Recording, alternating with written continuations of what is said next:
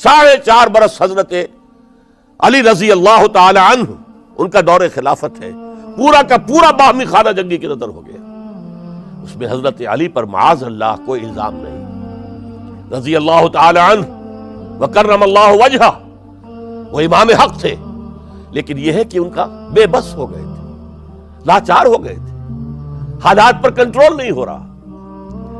اسی جنگ صفین کے اندر جب ایک تجویز پیش کی گئی کہ لڑنے بھڑنے کی بجائے حکم مان لو، جیسے قرآن مجید میں آیا ہے کہ میاں اور بیوی کے درمیان اختلاف ہو جائے تو فَبَعْثُوا حَكَمًا مِّنْ أَهْلِهِ وَحَكَمًا مِّنْ أَهْلِهَا، ایک حکم لڑکے والوں کی طرف سے ایک حکم لڑکی والوں کی طرف سے مقرر کر لو، وہ آپس میں معاملہ طے کرائیں۔ لہذا تحکیم کی تجویز کی گئی، حضرت علی نے یہ تجویز پیش کی گئی عمرو بن العاص رضی اللہ تعالیٰ عنہ کی طرف سے، جو حضرت معاویہ کے ساتھی تھے۔ حضرت علی اس تحکیم کو قبول نہیں کرنا چاہتے تھے، جانتے تھے کہ یہ ایک چال ہے جس میں میں آ رہا ہوں، لیکن بالآخر آپ نے وہ قبول کر لیا۔ اچھا بھائی، ابو موسیٰ اشعری ہماری طرف سے، عمرو بن العاص معاویہ کی طرف سے، یہ دو حکم ہیں۔ اس موقع پر اب تحکیم کیا ہوئی، کیا اس کی شرائط تھی، کیا اس میں نہیں جانا چاہتا، اس وقت میں تاریخ نہیں بیان کر رہا، بلکہ مجھے اب چوتھے خلیفہ حضرت علی کی شہادت کا پس منظر بیان کرنا ہے۔ اور ہزاروں شہادتیں ہو رہی ہیں، لیکن اس دور کی شہادتوں میں سب سے چوٹی پر حضرت عمر کی شہادت، حضرت عثمان کی شہادت، حضرت علی کی شہادت رضی اللہ تعالی عنہم اجمعین۔ اس وقت حضرت علی کے جو حامی تھے انہی میں سے ایک فرقہ علیحدہ ہو گیا کہ یہ تحکیم کفر ہے، ان الحکم الا للہ، حکم کا فیصلے کا اختیار اللہ کے سوا کسی کو نہیں ہے، لہذا یہ جو کیا ہے یہ غلط ہے۔ اور اس حد تک چلے گئے کہ جنہوں نے یہ تحکیم کو قبول کیا وہ کافر ہو گئے، علی بھی کافر، معاویہ بھی کافر، عمرو بن العاص بھی کافر، جنہوں نے مانا کافر۔ یہ لوگ کہلاتے خوارج تھے، یہ حضرت علی کی فوج میں شامل، حضرت علی کے حامی تھے، حضرت علی کی جماعت میں سے تھے، لیکن بس ایک غلطی، جذبات کے اندر آ کر، غصے کے اندر آ کر اس درجے، اور وہ حضرت علی سے علیحدہ ہو گئے۔ اس کے بعد انہوں نے اپنی ایک کانفرنس کی، ایک جنگ بھی ہوئی، پھر حضرت علی کو ان کے خلاف جنگ کرنی پڑی، وہ جنگ نہروان کہلاتی ہے، جن میں کہ ان خوارج کو حضرت علی نے بہت بڑی شکست دی۔ پھر انہوں نے کانفرنس کی آپس میں بیٹھ کر کہ علی کو یا معاویہ کو فوجی شکست دینا تو ہمارے لیے ممکن نہیں ہے، ایسے کرو کہ ان تینوں کو قتل کر دو، علی کو بھی قتل کر دو رضی اللہ تعالی عنہ، معاویہ کو بھی قتل کر دو رضی اللہ تعالی عنہ، عمرو بن العاص کو بھی قتل کر دو، تاکہ اس کے بعد مسلمان اپنا کوئی خلیفہ چن لیں۔ رمضان سن 40 ہجری اس کا ایک دن معین کر لیا، ایک ہی دن یہ تینوں جو ہے، عبد الرحمن ابن ملجم آئے گا مدینے کے اندر، کوفے کے اندر، حضرت علی نے صدر مقام کوفہ بنا لیا تھا، اور فجر کی نماز میں حضرت علی پر حملہ کرے گا۔ ایک دوسرا شخص عمرو بن العاص پر جا کر حملہ کرے گا اسی دن اسی وقت۔ ایک تیسرا شخص وہ امیر معاویہ کے اوپر حملہ کرے گا۔ عمرو بن العاص اس روز مسجد میں آئے ہی نہیں، ان کی جگہ کوئی اور شخص جو نماز پڑھا رہے تھے وہ شہید کر دیے گئے۔ حضرت معاویہ پر جو حملہ ہوا وہ اوچھا پڑا وار، وہ جلدی تندرست ہو گئے۔ حضرت علی ابھی وہ گھر سے نکل کر مسجد کی طرف جا رہے تھے، ابن ملجم نے ایک اور ساتھی اپنے ساتھ لے کر حملے کیے ہیں، شدید زخمی کر دیا۔ حضرت علی نے آواز دی، کچھ لوگ آئے، ایک ساتھی تو دوڑ گیا اور ابن ملجم جو ہے وہ پکڑ لیا گیا۔ پھر کسی اور نے نماز پڑھائی، اور حضرت علی رضی اللہ تعالیٰ عنہ نے وصیت کر دی کہ اگر میرا انتقال ہو جائے تو اس ابن ملجم سے قصاص لے لینا، نہ ہو تو پھر میں خود اس کا فیصلہ کروں گا۔ لیکن حضرت علی رضی اللہ تعالیٰ عنہ بھی شہید ہو گئے۔ یہ شہادتیں میں نے کس کیٹیگری میں ڈالی ہیں، ہسٹوریکل بیک گراؤنڈ کیا ہے اس کو سمجھیے۔ ایک شہادتیں وہ تھیں جو دور نبوی میں ہوئی اللہ کے دین کو قائم کرنے کے لیے۔ سورہ شورى کی آیت ہے شرع لکم من الدین ما وصى به نوحا والذی اوحینا الیک وما اوحینا به ابراہیم وموسیٰ وعیسیٰ ان اقیموا الدین، دین کو قائم کرو. اور میں اس کا ترجمہ کیا کرتا ہوں وضاحت کرتے ہوئے، دین قائم نہیں ہے تو قائم کرو، قائم ہے تو قائم رکھو. اس کو گرانے کے لیے شیطانی قوتیں تو پورا زور لگائیں گی. ستیزہ کار رہا ہے ازل سے تا امروز، چراغ مصطفی سے شرار بولا بھی. ابلیس لعین کو تو پسند نہیں کہ اسلامی نظام دنیا میں قائم ہو. وہ تو نوع انسانی کا دشمن ہے، ازلی دشمن، پیدائشی دشمن. لہذا اب وہ جو خیمہ کھڑا ہوا ہے شامیانہ، اسے مضبوط رکھو. آندھی اگر چل رہی ہے تو اس کے بانس پکڑو، اس کی رسیاں مضبوط کرو. یہ ہے دین کو قائم رکھنا.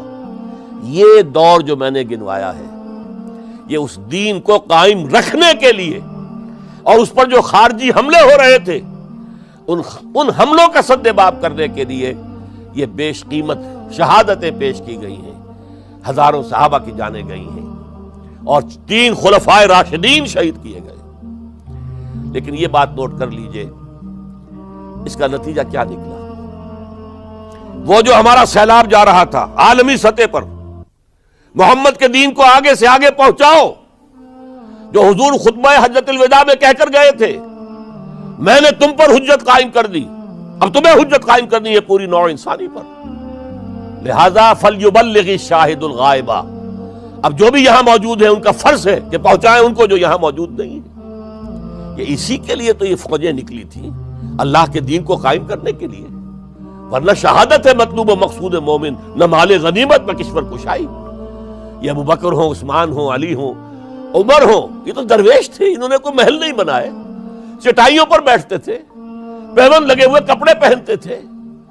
ان کی خوراک عام مسلمان سے زیادہ بہتر نہیں تھی، بلکہ ان سے کمتر رہتی تھی، ادنا درجے کے مسلمان تھے. لیکن یہ ہے کہ یہ جو سیلاب جا رہا تھا اسلام کا، انٹرنل سیبوٹاج کے ذریعے سے اس کے اندر طاقت جو تھی وہ روک دی گئی.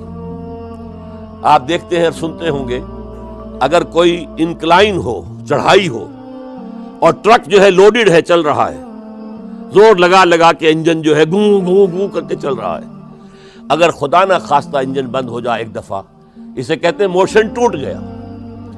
اب یہ ڈرائیور جانتا اس کی جان پر بن گئی. اب اس کو دوبارہ سٹارٹ کرنا آسان کام نہیں ہے. تو اسلامی سیلاب کا کہ جس کے بارے میں کیفیت یہ تھی کہ تھمتا نہ تھا کسی سے سیل رواں ہمارا سیل رواں روکنے والا کون رہ گیا تھا؟ سلطنت کسریٰ ختم ہو چکی تھی، سلطنت روما کی 2 ٹانگیں ٹوٹ چکی تھی. اس کو روکا ہے یہودی سازش نے انٹرنل سیبوٹاج کے ذریعے. 1 لاکھ مسلمان تو ایک دوسرے کی تلواروں سے ہی مارے گئے. خلافت راشدہ کا یہ نظام یہ پھر ایک سیڑھی نیچے اتر گیا. اس کے بعد دور بنو امیہ شروع ہوا ہے. عارضی سا حصہ یہ ہے کہ حضرت علی سے کہا گیا کہ ہم آپ کے بیٹے حضرت حسن کے ہاتھ پر بیعت کر لیں. آپ نے فرمایا نہ میں تمہیں روکتا ہوں نہ تمہیں حکم دیتا ہوں، یہ تمہارا معاملہ ہے. 12 لوگوں نے حضرت حسن کے ہاتھ پر بیعت کر لی. اب حضرت معاویہ کا اور حضرت حسن کا معاملہ شروع ہوا. حضرت حسن نکلے 50,000 کی فوج لے کر، اس وقت سے بہت بڑی فوج لے کر امیر معاویہ آئے. لیکن حضرت حسن رضی اللہ تعالی نواسہ رسول، اور ان کے بارے میں یہ کہا جاتا ہے کہ حضور سے بہت مشابہ تھے مزاج میں اور شکل و صورت میں. اور کہتے ہیں کہ یہ اوپر کا حصہ جو ہے اس میں بہت مشابہت تھی حضور میں اور حضرت حسن میں. اور حضرت حسن کے بارے میں حضور نے ان کے بچپن میں فرمایا تھا میرا یہ بیٹا مسلمانوں کے 2 گروہوں کے مابین صلح کرائے گا. اور وہی معاملہ ہوا. حضرت حسن نے جب دیکھا کہ یہ خون ریزی کب تک چلے گی، انہوں نے صلح کی پیشکش کی حضرت امیر معاویہ کو. امیر معاویہ نے سادہ کاغذ بھیج دیا کہ جو چاہے شرطیں آپ لکھ دیں میں مانتا ہوں. سادہ کاغذ جسے آپ کہیں گے بلینک چیک. حضرت حسن رضی اللہ تعالیٰ عنہ نے شرائط لکھ دی، حضرت امیر معاویہ نے قبول کر لی. جنگ ختم ہو گئی. اب خلافت ہوئی حضرت معاویہ کی رضی اللہ تعالیٰ عنہ. لیکن حضرت معاویہ اگرچہ جلیل القدر صحابی ہیں، نوٹ کر لیجئے، حضور کے برادر نسبتی ہیں، حضور کے سالے ہیں، ان کی ہمشیرہ ام حبیبہ رضی اللہ تعالی عنہا حضور کی زوجہ محترمہ ہے، ابو سفیان کے یہ بیٹے ہیں، ابو سفیان کی وہ بیٹی ہے، اور ان کے بارے میں حضور نے فرمایا اللہم اجعلہ ہادیا مہدیا، دعا کی اے اللہ اس معاویہ کو ہادی ہدایت دینے والا اور مہدی ہدایت یافتہ بنا دے۔ اس کے باوجود حضرت معاویہ کے دور حکومت یا دور خلافت کو خلافت راشدہ میں تسلیم نہیں کیا جاتا، اس لیے کہ انہیں مسلمانوں نے اپنی رائے سے نہیں چنا تھا، اپنے طاقت کے بل پر وہ حکومت جو ہے انہوں نے حاصل کی تھی، چاہے حضرت حسن نے دستبرداری کر کے دے دی، لیکن ظاہر بات ہے کہ یہ مسلمانوں کے مشورے سے نہیں ہوا تھا، لہذا ان کا دور خلافت راشدہ میں شامل نہیں ہے۔ خلافت راشدہ ابو بکر، عمر، عثمان، علی اور مزید شامل کرنا ہو تو 6 مہینے حضرت حسن کے رضی اللہ تعالی عنہ، وہ بھی طاقت کے بل پر نہیں آئے تھے، مسلمانوں نے انہیں چنا تھا۔ یہ 30 برس بنتے ہیں، اور یہ 30 برس کی خلافت راشدہ کی داستان ہے جو میں نے آج آپ کے سامنے رکھی، اور اس دوران جن مسلمانوں نے اس نظام کو قائم رکھنے کے لیے جانیں دی ہیں، میں نے ان کی شہادت کا تذکرہ کیا۔ اقول قولی ھذا واستغفر اللہ لی ولکم ولسائر المسلمین والمسلمات۔